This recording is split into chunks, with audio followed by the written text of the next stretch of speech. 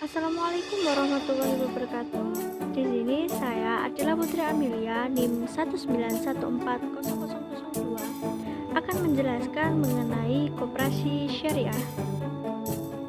Yang akan saya bahas pada koperasi syariah ada 5. Yang pertama pengertian, yang kedua tujuan, yang ketiga fungsi, yang keempat landasan, dan yang terakhir adalah prinsip-prinsip koperasi syariah. Pengertian koperasi syariah. Koperasi syariah secara teknis bisa dibilang sebagai koperasi yang prinsip kegiatan, tujuan, dan kegiatan usahanya berdasarkan pada syariah Islam, yaitu Al-Quran dan As-Sunnah. Pengertian umum dari koperasi syariah adalah badan usaha koperasi yang menjalankan usahanya dengan prinsip-prinsip syariah.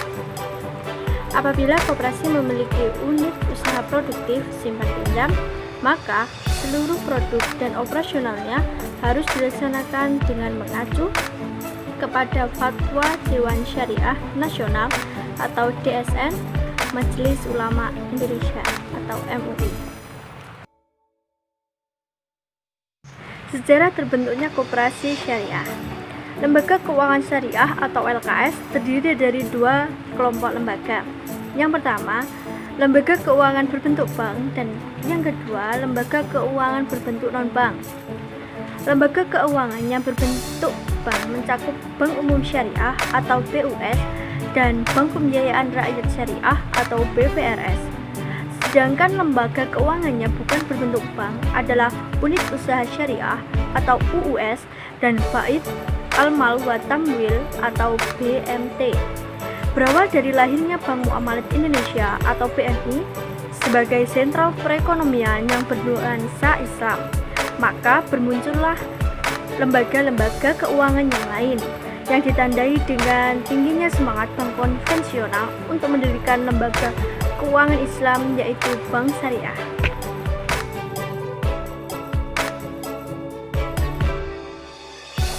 Tujuan ekonomi syariah ada 2. Yang pertama, mensejahterakan ekonomi anggotanya sesuai norma dan moral Islam. Dan yang kedua, menciptakan persaudaraan dan keadilan sesama anggota.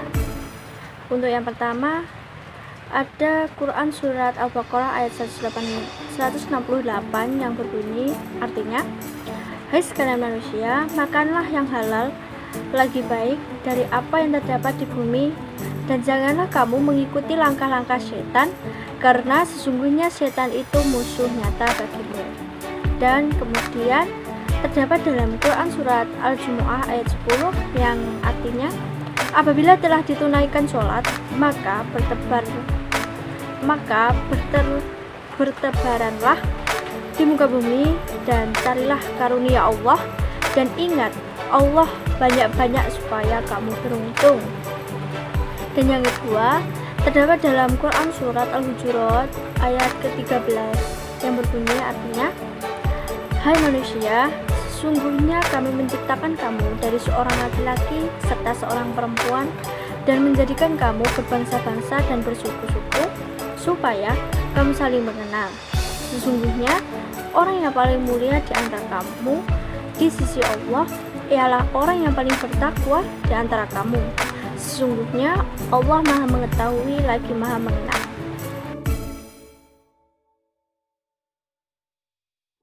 Fungsi bank syariah.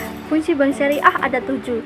Yang pertama, membangun dan mengembangkan potensi dan kemampuan anggota pada khususnya dan masyarakat pada umumnya guna meningkatkan kesejahteraan sosial ekonominya. Yang kedua, memperkuat kualitas sumber daya insani anggota agar lebih amanah, profesional, konsisten, dan konsekuen di dalam menerapkan prinsip-prinsip ekonomi Islam dan prinsip-prinsip syariah Islam. Yang ketiga, berusaha untuk mewujudkan dan mengembangkan perekonomian nasional yang merupakan usaha bersama berdasarkan asas kekeluargaan dan demokrasi ekonomi. Yang keempat, sebagai mediator antara menyandang dana dengan pengguna dana, sehingga tercapai optimalisasi pemanfaatan harta. Yang kelima, menguatkan kelompok-kelompok anggota sehingga mampu bekerja sama melakukan kontrol terhadap koperasi secara efektif. Dan yang keenam, mengembangkan dan memperluas kesempatan kerja. Dan yang terakhir, menumbuhkan dan mengembangkan usaha-usaha produktif anggota. Selanjutnya adalah landasan koperasi syariah. Ada 3. Yang pertama, berlandaskan Pancasila dan Undang-Undang Dasar 1945. Dan yang kedua, berazaskan kekeluargaan. Dan yang terakhir, berlandaskan syariah Islam, yaitu Al-Quran dan As-Sunnah, dengan saling tolong-menolong dan menguatkan.